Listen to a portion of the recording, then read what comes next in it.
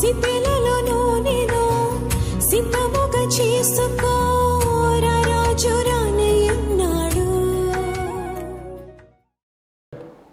లోతు ఏం చేశాడు? మొట్టమొదటిగా అబ్రహామును విడిచిపెట్టాడు. నంబర్ వన్ లోతు ఎలా పతనం వేయడో చెప్తున్నాను నేను. మొట్టమొదటిగా దైవ సేవకుని గృహాన్ని విడిచిపెట్టాడు. అర్థమవుతుందా వాక్యం?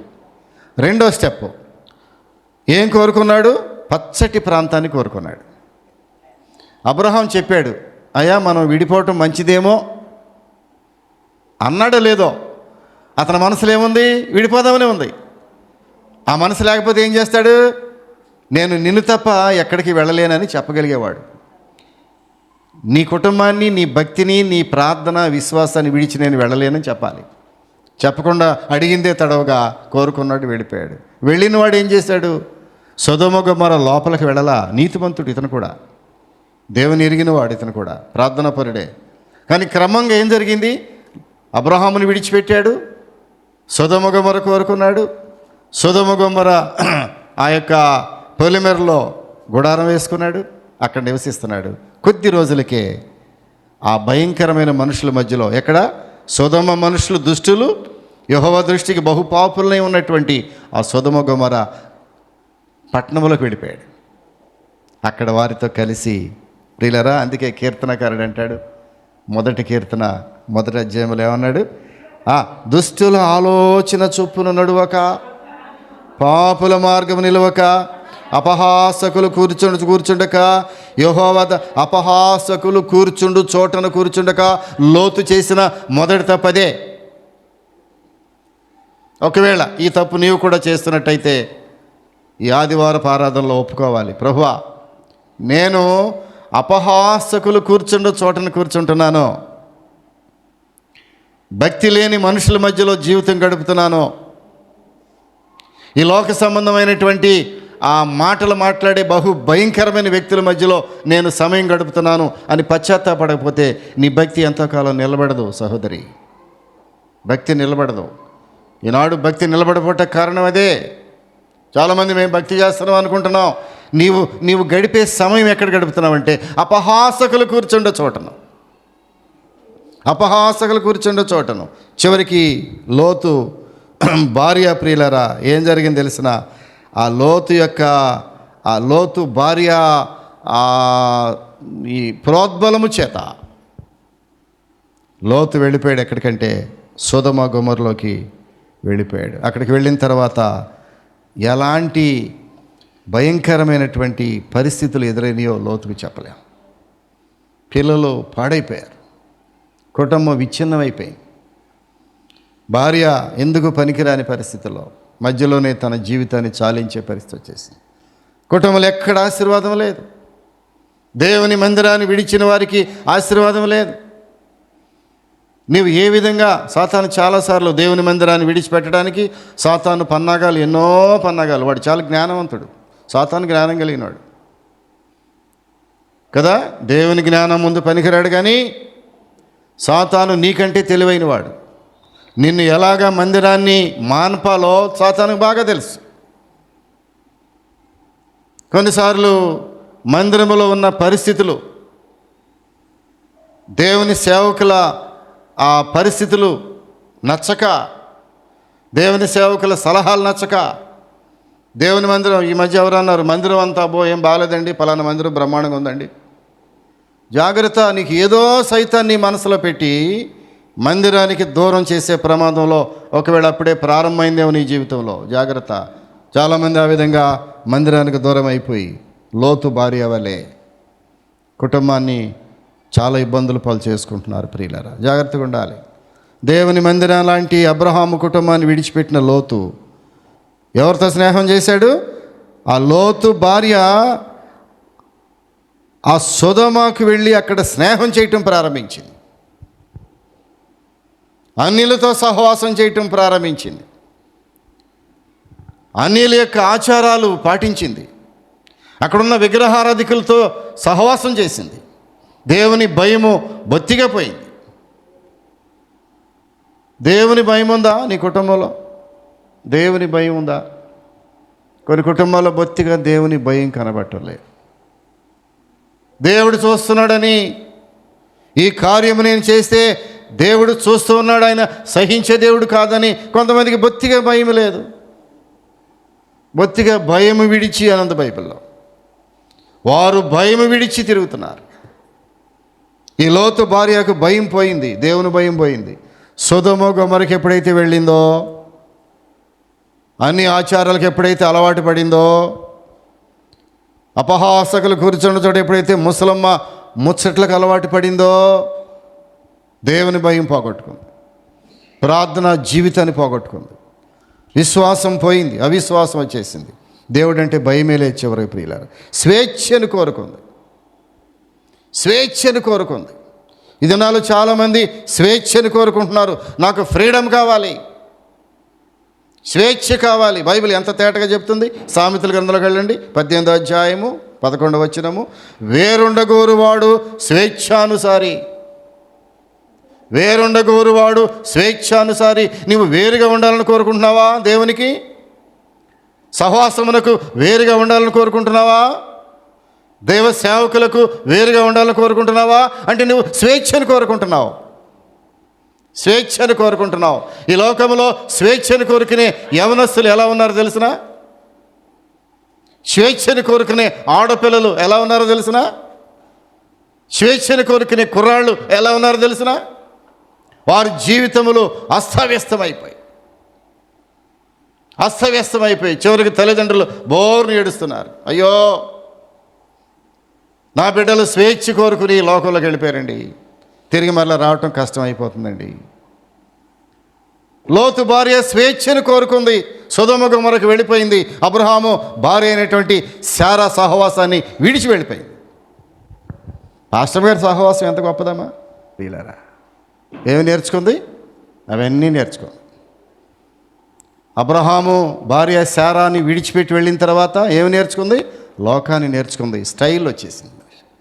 ఆ స్టైల్ డెవలప్మెంట్ అనుకుంటున్నావా? జాగ్రత్త. కొంతమంది స్టైల్గా ఉంటే అది అభివృద్ధి అనుకుంటున్నారు. కొంతమంది డ్యాన్సులు వేసుకోవటం నాగరికత అనుకుంటున్నారు.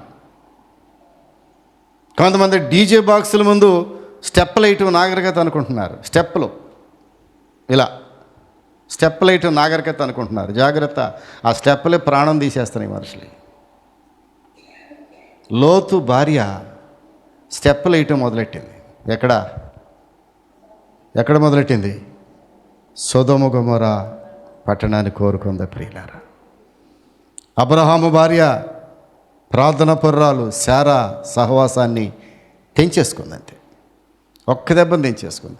దేవుని సేవకుల సాహచర్యమును తెంచుకోవటానికి ప్రయత్నం చేస్తున్నావా? నీవు లోకంలోకి వెళ్ళిపోతావు. జాగ్రత్త. అప్పుడప్పుడు గద్దిస్తూ ఉంటారు సేవకులు. ఏం చేస్తుంటారు? జీవితాన్ని గద్దిస్తూ ఉంటారు. ఏం చేస్తారమ్మా? ముద్దు పెట్టుకుంటారు. రోజు వచ్చి మా అమ్మ, మా బాబే, మా అమ్మ ఎంత బాగా డ్యాన్స్ చేస్తున్నావే రా అమ్మ, ముద్దెట్టుకుంటారా? ఎంత లిప్స్టిక్ వేసావే మా అమ్మ అని ముద్దెట్టుకుంటారమ్మా? నువ్వెంత సినిమా పాటలో చక్కగా పాడుతున్నా ముద్దెట్టుకుంటాం మేము, పెట్టుకోము. గద్దిస్తారు దేవుని సేవకులు ప్రియులారా. బహుశా అనుకోవటం ఏంటంటే, ఈ శారమ్మ గారు ఎప్పుడో లోతు భార్యని గద్దించి ఉంటుంది. కడుపు మండిపోయి ఉంటుంది. ఏంటి ముసలమ్మ నన్ను గద్దిస్తుంది? ఎవరిళ్ళు? సేవకులు ఎవరు? ముసలమ్మలు. ఈ ముసలమ్మ నన్ను గద్దిస్తుంది ఏంటి అనుకుని ఒకరోజు ముసలమ్మ మీద కొంచెం చిన్న మనసు పెట్టుకుని ఉంటుంది అనుకుంటా. ఈ లోతు భార్య ఏం చేసింది? అమాంతంగా వెళ్ళిపోయి ఆ చీకటి ఉచ్చులోనికి, ఆ సాతాను యొక్క కబంధ హస్తాల్లోనికి తన జీవితాన్ని పెట్టేసింది, తన భర్త జీవితాన్ని పెట్టేసింది, తన 2 ఆడపిల్లల జీవితాన్ని పెట్టేసింది. 2 ఆడపిల్లలు. ఎంత పాడైపోయింది వారి జీవితాలు ప్రియ. దేవునికి ప్రాధాన్యత లేనటువంటి కుటుంబం. లోతు కుటుంబంలో దేవునికి ప్రాధాన్యత లేదు కదా. ఒకరోజు అబ్రహాము గుడారం వేసుకున్నప్పుడు అక్కడ బలిపీఠం కట్టాడు. బైబిల్లోకి వెళ్ళి చూస్తే అబ్రహాము మమ్రే దగ్గరికి వెళ్ళినప్పుడు 13వ అధ్యాయము, ఆదికాండం 13వ అధ్యాయము, బైబిల్స్ తప్పకుండా తీస్తే పాఠం అర్థం అవుద్ది. ఊరికే బైబిల్ లేకుండా పాఠం అర్థం కాదు. ఆదికాండం 13వ అధ్యాయము 18వ వచనంలోకి వెళ్తున్నాను నేను. అప్పుడు అబ్రాహాము తన గుడారము తీసి హెబ్రోనులోని మమ్రే దగ్గరనున్న సింధూర వృక్ష వనములోనికి దిగి అక్కడ యెహోవాకు బలిపీఠము కట్టెను. అక్కడ యెహోవాకు బలిపీఠము కట్టెను. మీకు తెలుసా, అబ్రహాము ఎక్కడికి వెళితే అక్కడ ఒక బలిపీఠం కట్టాడు. అబ్రహాము ఎక్కడికి వెళితే అక్కడ ఒక బలిపీఠం అనగా ప్రార్థన. ఎక్కడికి వెళితే అక్కడ ప్రార్థనకు ఒక స్థలము. ఇల్లు కట్టుకుంటే ప్రార్థనకు ఒక గది, మందిరము కట్టుకుంటే ప్రార్థనకు ఒక స్థలము. సాయంకాలం అయితే ఒంటరిగా వెళ్ళి ప్రార్థనకు ఒక స్థలము. స్త్రీలైతే ప్రార్థనకు ఒక ప్రత్యేకమైన స్థలమును కేటాయించావా ప్రార్థనకు సమయాన్ని, స్థలాన్ని? అయోమయంగా కొంతమంది ఏమో అసలు ప్రార్థన అంటేనే తెలియదు కొంతమందికి. నోరు తెరిచి దేవునికి ప్రార్థన చేసే స్త్రీలు ఎంతమంది ఉన్నారు దినాల్లో ప్రియులారా? ప్రార్థన జీవితంలో అద్భుతాలు చేస్తుందని తెలుసా నీకు? ప్రార్థన నీ జీవితాన్ని మార్పు చేస్తుందని తెలుసా నీకు? ప్రార్థన నీ సమస్యలకు పరిష్కారం చూపుద్దని తెలుసా నీకు? చాలామందికి ఆ విషయం తెలియక ఆ సమస్యలోనే కొట్టుకుపోతున్నారు. అరే కొంచెం ఆగి ప్రార్థన చేయమ్మా, దేవుని అడుగు, ఆయన సజీవుడు, ప్రార్థన ఆలకించువాడు, ప్రార్థనకు జవాబిచ్చువాడు. అలాంటి దేవుణ్ణి పక్కన పెట్టుకుని నువ్వు నోరు తెరవు, ప్రార్థన చేయవు. అబ్రహాం ఎక్కడికి వెళ్ళినా బలిపీఠముని కట్టాడు. మమ్రే దగ్గర సింధూర వృక్షములు, అక్కడ వనం, ఒక తోట ఉంటే ఆ తోటలో అబ్రహాము యెహోవాకు బలిపీఠముని కట్టాను. కానీ లోతు ఏం చేస్తున్నాడు చూడండి. లోతు ఏం చేశాడు తెలిసిన? అక్కడ ఏమీ బలిపీఠం కట్టినట్టు లేదు, అక్కడ ప్రార్థన చేసినట్టు లేదు, ఎక్కడ ఏమీ లేదు. అక్కడ బలిపీఠం అక్కడ లోతు ఆ గుడారం వేసినప్పుడు బలి అర్పించినట్టుగా మనం ఎక్కడా చదవం బైబిల్లో. అబ్రహాము భక్తి జీవితానికి, లోతు భక్తి జీవితానికి ఎంత తేడా ఉందో చూడండి. అబ్రహాము ప్రయాణంలో ఎక్కడికి వెళ్ళి ఎక్కడ గుడారం వేసినా అక్కడ బలిపీఠం కట్టేవాడు. లోతు ఎక్కడికి వెళ్ళి ఎక్కడ గుడారం వేసినా అక్కడ బలిపీఠము, అర్పణ అనేది కనబడలేదు. అంటే లోతు కుటుంబంలో ప్రార్థన జీవితము లేదు. మారు మనసు పొంది బాప్తిసం తీసుకుని దేవుని సహవాసములో కొనసాగుతున్న ఒక స్త్రీ మొట్టమొదటిగా చేయాల్సిన పని ఏంటంటే ఆమె వేకువనే లేచి ప్రభువును స్తుతించాలి. వేకువనే లేచి ప్రభువును స్తుతించాలి. అది రక్షణ పొందిన స్త్రీ యొక్క గొప్ప లక్షణం ప్రియులారా. ఆ ప్రార్థనే నీ కుటుంబాన్ని కడుతుంది. అంతే తప్ప ఇవన్నీ ఈ చర్చిలు, ఈ సరదాగా వెళ్ళి రావటాలు, మందిరానికి వెళ్ళి రావటాలు, ఇవన్నీ ఒక ఎత్తు అయితే నువ్వు చేయాల్సిన మొట్టమొదటి పని వేకువనే లేచి ప్రభు సన్నిధిలో ప్రార్థన చేయాలి. ఒకవేళ నేటి వరకు అలవాటు లేకపోతే ఈ రోజు నుంచి అయినా తీర్మానం చేసుకో. ప్రభువా, ఈ రోజు నుంచి నేను వేకువనే, అంటే ఉదయం అంటే 10 గంటలకు కాదు, ఉదయాన్నే చీకటి ఉండగానే నేను నా భర్త కొరకు, నా బిడ్డల కొరకు ప్రార్థన చేసుకుంటాను ప్రభు. ఇదిగో ఈ అబ్రహాము కుటుంబంలో ఉన్న ప్రార్థన జీవితం, లోతు కుటుంబంలో ఉన్న ప్రార్థన హీనత కొట్టొచ్చినట్టుగా మనకు బైబిల్లో కనబడుతుంది ప్రియులారా. లోతు భార్య ఎలాగా దేవునికి అర్పణలు అర్పించిందంటే, అర్పణలు అర్పించే విషయంలో కూడా అబ్రహాము భార్య శారాకిను లోతు భార్యకును ఎంత తేడా ఉంది. ఒక రోజున అబ్రహాము శారా ఒక విందు చేశారు. ఎవరికి? దేవుని దూతలకే విందు చేశారు. మరియు మమ్రే దగ్గర సింధూర వనములో అబ్రహాము ఎండవేళ గుడార్పు ద్వారమందు కూర్చుని ఉన్నప్పుడు యెహోవా తనకు కనబడెను. ఏం చేయ తెలిసిన? చూడండి 6వ వచనము. నీవు చెప్పినట్లు చేయమనగా అబ్రహాము గుడారములో శారా ఎదుట త్వరగా వెళ్ళి నీవు త్వరపడి 3 మానికల మెత్తని పిండి తెచ్చి పిసికి రొట్టెలు చేయము, అబ్రహాము పశువుల మందకు పరిగెత్తుకుని వెళ్ళి మంచి లేత దూడను తెచ్చి ఒక పనివానికి అప్పగించి త్వరగా సిద్ధం చేసి మొత్తం మీద భోజనం సిద్ధం చేయించి వాళ్ళ ముందు మంచి భోజనం పెట్టారు. అబ్రహాము శారా పెట్టిన భోజనం ఏంటి? 19వ అధ్యాయంలోకి రండి. వాళ్ళు ఏం చేశారు తెలిసిన? వాళ్ళు ఏం చేశారు? ఒక పొంగని రొట్టెలు చేసి దేవదూతలు వాళ్ళ ఇంటికి భోజనానికి వస్తే వీళ్ళేం పెట్టారు? ఓ రెండు దోశలు, అప్పుడప్పుడు పిండి కలిపి 2 దోశలు వేసి వాళ్ళ ముందు పెట్టారు. ఒకరోజు ప్రభు అన్నాడు, మీరు వెనక్కి వెళితే కయ్యూను అర్పణ తెచ్చాడు, హేబేలు అర్పణ తెచ్చాడు. హేబేలు అర్పణనేమో హేబేలు ఏం తెచ్చాడు? హేబేలేమో పశువుల కాపరి, కయ్యూను వ్యవసాయం చేసేవాడు. హేబేలు ఏం చేశాడంటే ఆ మందలోనికి వెళ్ళి మంచి క్రొవిందని తీసుకొచ్చి అర్పణగా తెచ్చాడు దేవునికి. కయ్యూను ఏం చేశాడు? ఆ గోధుమలను కొంచెం ఆకులు బోకులు తీసుకొచ్చి ఏపేసి దేవునికి ఇచ్చేశాడు. చూడండి ప్రియులారా, ఇద్దరి అర్పణలలో ఎంత తేడా ఉంది. కయ్యూనికి హేబేలుకి అర్పణలో తేడా ఉంది. అబ్రహాము భార్య శారా చేసిన అర్పణ, లోతు భార్య చేసిన అర్పణలో కూడా తేడా ఉంది. వాటిలో రక్తము చిందించినటువంటి అర్పణ లేదు వారిద్దరిలో. లోతు భార్య అర్పణలో రక్తము లేదు, అంటే అర్పించటం లేదు, తన హృదయాన్ని తన జీవితాన్ని దేవునికి సమర్పణ లేదు. కయ్యూను అర్పణలో సమర్పణ లేదు, రక్తము చిందించలేదు. హేబేలు రక్తం చిందించాడు, తన పశువుల మందలోకి వెళ్ళి క్రొవ్విందని తీసుకొచ్చి అర్పించాడు. ఇక్కడ ఆ లోతు భార్య ఏం చేసింది తెలిసిన? ఏం లేదు, ఒక పొంగని 2 అప్పములు తీసుకుని చేసేసి వాళ్ళ ముందు పడేసింది. వారి అర్పణలో కూడా తేడా, ఆతిథ్యములో కూడా తేడా ఉంది. లోతు భార్యకు ఆతిథ్యం ఇచ్చేటటువంటి ఆలోచనే లేదు. లోతు భార్య ఎంతగా పాడైపోయిందో చూడండి ఆలోచనలో. అంతకుముందు అబ్రహాముతో ఉన్నప్పుడు, శారాయితో కలిసి జీవించినప్పుడు, శారాయి ఇంట్లో తరబీదు పొందుతున్నప్పుడు, శారాయి ప్రార్థన జీవితాన్ని అనుసరించినప్పుడు ఆమె ఎంత భక్తిగా ఉండేదో. ఎప్పుడైతే శారాన్ని విడిచిపెట్టేసిందో ఆమె ప్రార్థన జీవితం కూడా పాడైపోయింది. అర్పణలు కూడా అర్పించలేకపోయింది. పొంగని రొట్టెలు కాల్చేసి తనకి ఇప్పించేటప్పుడు ప్రియులారా చూడండి, నీ అర్పణ ఎలా ఉన్నది? అర్పణను దేవుడు లక్ష్య పెట్టలేదు ప్రియులారా. హెబ్రీయులకు రాసిన పత్రికలో 11వ అధ్యాయము చూడండి దయచేసి. హెబ్రీ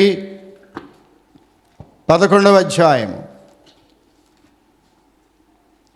4వ వచనం చూస్తే,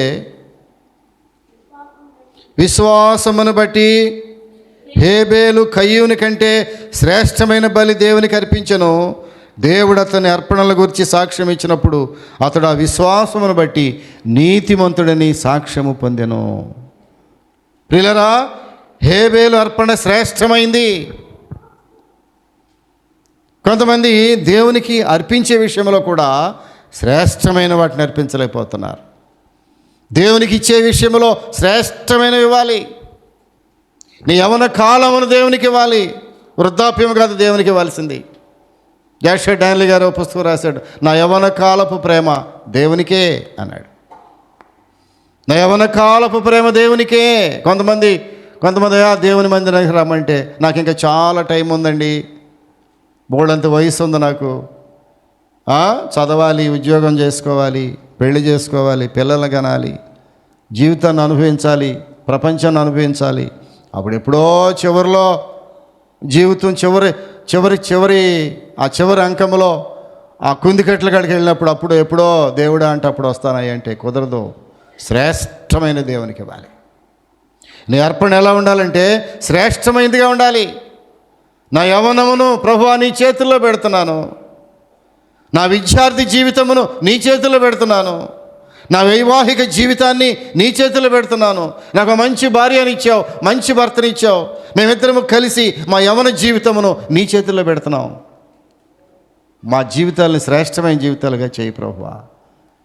ఇదిగో చూసారా, అబ్రహాము తన యొక్క ఆతిథ్యాన్ని ఎంత ఘనంగా ఇచ్చాడో. కానీ లోతు భార్య ఆతిథ్యం ఇవ్వటం కూడా సరిగ్గా తెలియలేదు. కొంతమందికి ఆతిథ్యం తెలియలేదు. ఇక్కడ ఆతిథ్యం ఇచ్చారు, కానీ అబ్రహాము భార్య ఎలాగ ఆతిథ్యం ఇచ్చింది, లోతు భార్య ఎట్లా ఆతిథ్యం ఇచ్చింది. వారేమో క్రొవ్విన వాటిని వధించి ఆతిథ్యం ఇచ్చారు. వీరు పొంగని 2 అట్లు పెట్టి దేవుని దూతలకు ఆతిథ్యం ఇచ్చారు. ప్రియులారా, మరొక మాట చూస్తే రక్షణ విషయంలో లోతు భార్య బహు నిర్లక్ష్యముగా ఉంది. ఏం జరిగింది? ఒకరోజు లోతు భార్య అని, లోతు సొదొమ గొమొర్రా నాశనం చేయబడుతుందయా, దేవదూతలు చెప్పారు. ఈ పట్టణము కాల్చివేయబడతా ఉంది. నీ 2 ఆడపిల్లలను, ఆ పిల్లలకి కాబోయే భర్తలు, కాబోయే అల్లుళ్ళు, మీకు అల్లుళ్ళు 2 ఉన్నారు, ఆ అల్లుళ్ళను వెంట పెట్టుకుని, నీ భార్యను వెంట పెట్టుకుని, నీ భర్తను వెంట పెట్టుకుని మొత్తం వచ్చేసేయండి, ఊళ్ళో నుంచి పారిపోండి. బహు కొద్ది రోజుల్లో ఈ పట్టణం కాల్చివేయబడుతుంది. మీరు ఆలస్యం చేయొద్దు, డోంట్ డిలే, హరి అప్, బయలుదేరండి అని ఆ లోతు భార్యకు దేవదూతలు వచ్చి స్వయంగా దూతలే చెప్పారు వచ్చి. చూడండి 19వ అధ్యాయము, ఆదికాండము 19వ అధ్యాయము 15వ వచనం. తెల్లవారినప్పుడు ఆ దూతలు లోతును త్వరపెట్టి, లెమ్ము, ఈ ఊరి దోష శిక్షలో నశించిపోకుండా నీ భార్యను, ఇక్కడున్న 2 కుమార్తెలను తీసుకొని రమ్ము, ఈ పట్టణము కాల్చివేయబడతా ఉంది, కొద్ది సమయంలో పట్టణము బూడిదైపోబోతుంది, నీవు నీ కుటుంబంతో బయలుదేరి రమ్ము, బయటకు వచ్చేయి, హరి అప్. ఈ రోజున ప్రపంచ పరిస్థితి అట్లాగే ఉంది. ఎలా ఉంది? నువ్వు మారు మనసు పొందడానికి ఎక్కువ సమయం లేదు. మారు మనసు పొందడానికి ఎక్కువ సమయం లేదు. నేడే అనుకూల సమయము, నేడే రక్షణ దినము. చాలామంది అనుకుంటారు నిశ్చింతగా ఉందని. ప్రపంచము నిశ్చింతగా ఉంది, మన పట్టణము నిశ్చింతగా ఉంది, మా కుటుంబంలో ఏం అలజడి లేదు, ఏం అలలు లేవు, ప్రశాంతంగా ఉంది అనుకుంటున్నావా? Never expect like that. దయచేసి ఆ విధంగా ఎన్నడూ ఊహించవద్దు నీవు.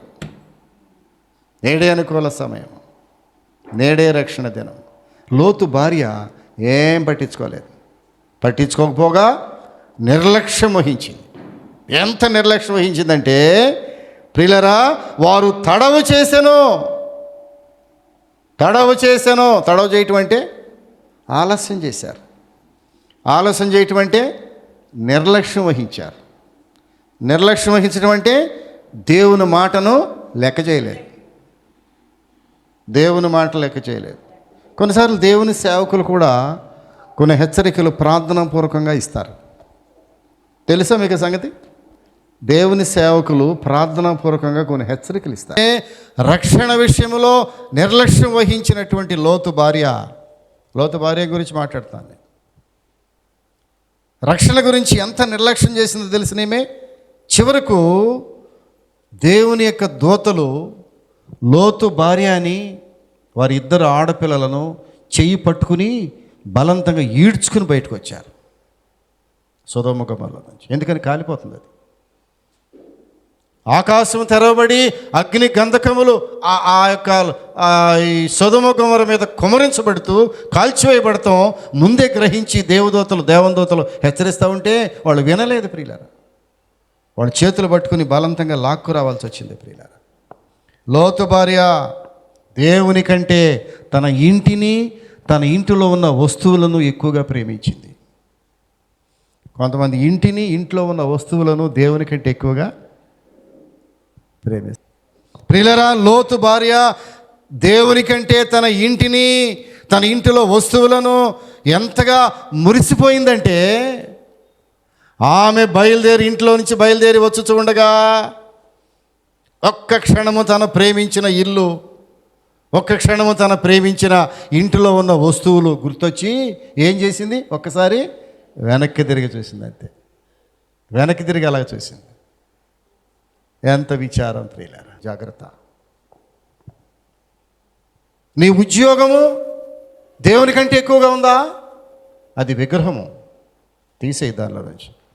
ఉద్యోగం నుంచి బయటకు రమ్మంటలా, అది విగ్రహం తీసేయను. నీ వ్యాపారము దేవుని కంటే ఎక్కువగా ఉందా? జాగ్రత్త, నీ వ్యాపారం విగ్రహంగా కావద్దు, అది తీసి పక్కన పడేసాయి. దేవుని పూజ అన్నిటికంటే ముఖ్యంగా ఆయన రాజ్యం నీతిని మొదటి వెతికి. ప్రభువా నిన్ను ముందు పెడుతున్నాను, నేను నా ఉద్యోగం కంటే నిన్ను ముందు పెడుతున్నాను, నా వ్యాపారం కంటే నిన్ను ముందు పెడుతున్నాను, నా భర్త కంటే నిన్ను ముందు పెడుతున్నాను, నా బిడ్డల కంటే నిన్ను ముందు పెడుతున్నాను. లోతు భార్య ఇక్కడే పప్పులో కాలేసింది. ఏం చేసింది? తన ఇంటిని ప్రేమించింది, ఇంటిలో ఉన్న వస్తువులను ప్రేమించింది, దేవుణ్ణి ప్రేమించలేకపోయింది. ఏం జరిగింది? పతనం అయిపోయింది అంతే. చివరికి ప్రియులరా, ప్రభు అంటున్నాడు, ఇదే అనుకూల సమయము.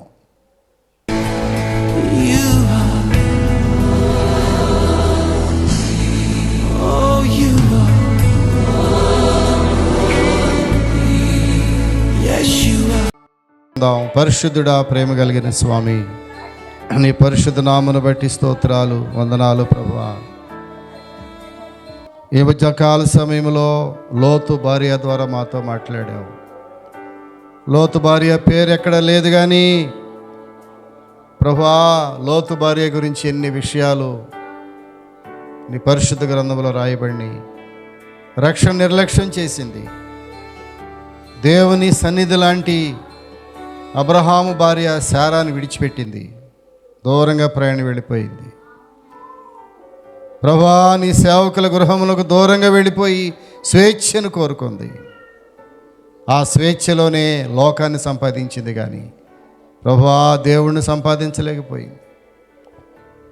తన హృదయాన్ని నీకు సమర్పించలేకపోయింది. ప్రభువా బలి అర్పణలో కూడా విలువైనటువంటి బలిని అర్పించలేకపోయింది. సారా విలువైన బలిని అర్పించింది ప్రభువా. ఒక మగబిడ్డను స్వాస్థ్యముగా దేవుని సన్నిధి నుంచి పొందుకుంది. ప్రభువా అన్యులను అల్లులుగా తెచ్చుకుంది, లోకాన్ని కుటుంబంలోకి తెచ్చుకుంది. అయ్యా వారి ద్వారా ఎంత కీడు, ఎలాంటి అపాయము కుటుంబంలోకి తెచ్చుకుంది. బిడ్డలు సరైన పెంపకంలో పెంచలేకపోయింది. ఆడపిల్లలు చెదిరిపోయారు జీవితాలు. ప్రభువా మోయాబీలకు తండ్రి మూల పురుషులుగా ఉన్నటువంటి జనాంగమును కన్నారు ఆడపిల్లలు. ఎంత విచారం తండ్రి. రక్షణ నిర్లక్ష్యం చేసింది. ఇంత గొప్ప రక్షణ నిర్లక్ష్యం చేసి ఎలాగ తప్పించుకుంటావు?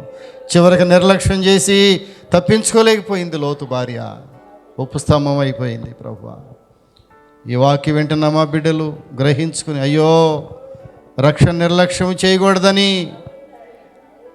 లోకమును కుటుంబంలో తెచ్చుకోకూడదని, దేవుని మందిరము లాంటి దేవుని సేవకుల గృహాన్ని, దేవుని సేవకుల సాన్నిహిత్యాన్ని విడిచిపెట్టకూడదని ఈ ఉదయకాల సమయంలో గ్రహించే వారిగా చేయండి. నీ మందిరము, నీ సేవకుల యొక్క సహవాసం ఎంత గొప్పది. నీ సేవకుల ప్రార్థన జీవితాన్ని మేము అనుసరించే వారిగా మమ్మల్ని చేయండి. ఈ వాక్యానికి ముద్ర వేసి కృప చూపించండి. నీ రాకడ త్వరగా ఉన్నదని, త్వరగా వచ్చుచున్నావని మేము ప్రభు సిద్ధపడే హృదయాలతో నీవు త్వరగా వచ్చుచున్నావు. ఈ రక్షణ నిర్లక్ష్యం చేయకుండా ఎప్పటికప్పుడే మేము దాన్ని కాపాడుకోవడానికి మాకు సహాయం చేయండి. ఎవరైతే వాక్యం విన్నారో ప్రభు వారి హృదయాల్లో గొప్ప కార్యమును చేసి రక్షణ విషయంలో జాగ్రత్త పడేవారిగా కృప చూపించమని యేసు నామమున అడుగుచున్నాము తండ్రి, ఆమేన్.